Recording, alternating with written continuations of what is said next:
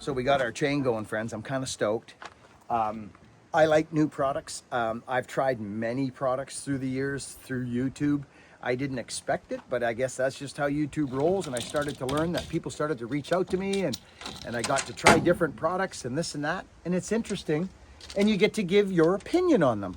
Well, friends, if we all ran a power saw the exact same way and we had the exact same vertebrae in the exact same place, mine have been mashed and smashed and put together, and my body mechanics are different than yours, and yours too, Luke. You're long and, I've got a kind of a more compact. Luke, he's kind of long and lean and strong. I'm old, frail, and broken up. So well, not frail, frail's the wrong word, but getting there, friends. So here's my point. I cut trees from both sides of the tree. We all remember when I got the bark box. I was like, wow, this thing's nice. Me and Donnie Walker and Ian Shaw and Hogan, we were on site. My first run of the 500, I was like, this bark box does something for this saw. And it does. And then I got it out falling. And I flipped the saw over and I was cutting an undercut in, and boom, I got a waft of sawdust and hot air in the face. And I said, oh, darn. I said, that's a bummer. And so I worked with Justin Sizemore. Justin, old brother, I know you remember us doing that. We changed it, put a little deflector on it. There's actually guys in BC that I know have built a deflector on the handlebar, Luke. Yeah. So it deflects the sawdust, because it's a thing, eh? But it's a beautiful muffler. It works great, the bark box, that is. But this is a similar product, but much different. Look at this thing, Luke. The exhaust is on the other side. That was a recommendation I told Ripsaw. I says, please don't put your exhaust over here. Don't do it. There's a few reasons for it. When you're falling in the winter and you want to use the heat of the exhaust to maybe blow off a stump or blow your hands and dry your hands, when you got your bar down there and you're trying to use your exhaust, when you can just use it like this, there's so many little silly benefits to having your exhaust out here. This is just me personally. All right, I'm kind of excited I get to test something new. So I told Ripsaw, if you guys ever do something, please talk to me, because there's reasons for exhaust. It looks like they've done it quite nicely. They've got it here. I'll try and get you a close-up of it, right there. So we like to warm our hands in the winter on the saws. Well, when your exhaust comes out this side, you don't want to be dangling your hand over on this side of the saw for obvious reasons. Trust me, when you're freaking cold and you're out falling and your mittens are soaked and it's cold, these mufflers are handy. You warm up your hands, takes a second. Over here, you're safe. That was one reason. Another reason is, it just doesn't matter where it comes out as long as it's not blasting you in the face and cooking the tree.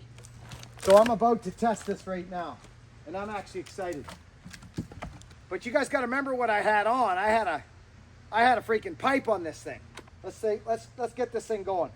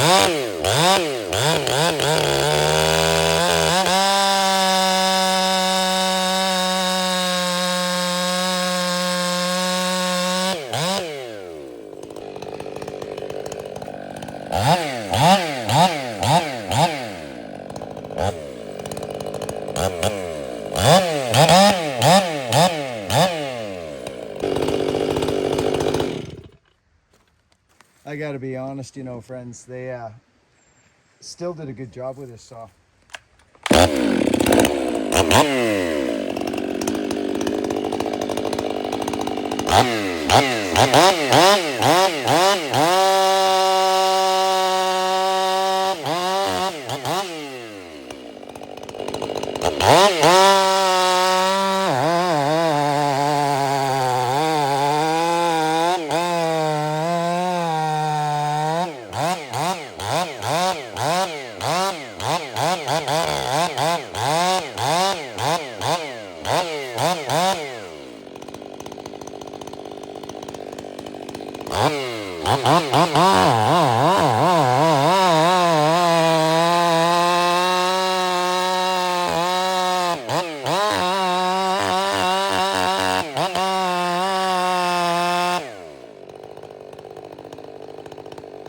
Not even a whiff, not even a whiff of exhaust.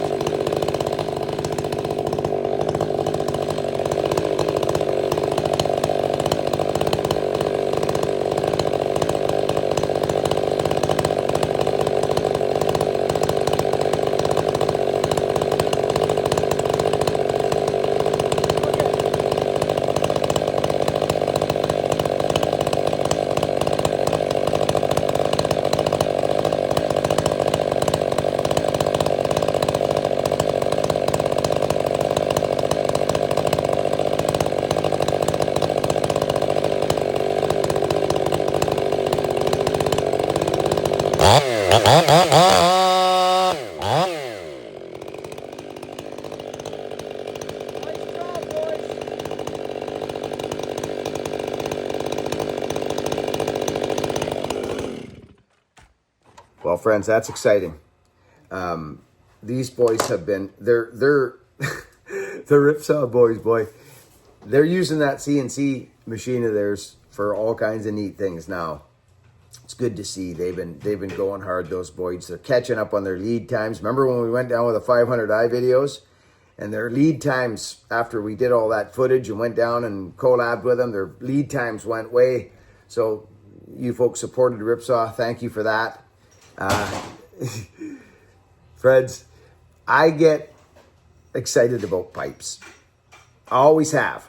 Since I've got my very first bear claw pipe. Way back in the beginning of the channel, people would ask me, what's that on your saw? Why does your saw sound like a dirt bike? I said, never mind. I never showed that freaking pipe for a long time. I hid it. You guys would hear it and you'd say, what's that sound? And then finally I showed it. And it could be because people were starting to ask a lot and this and that.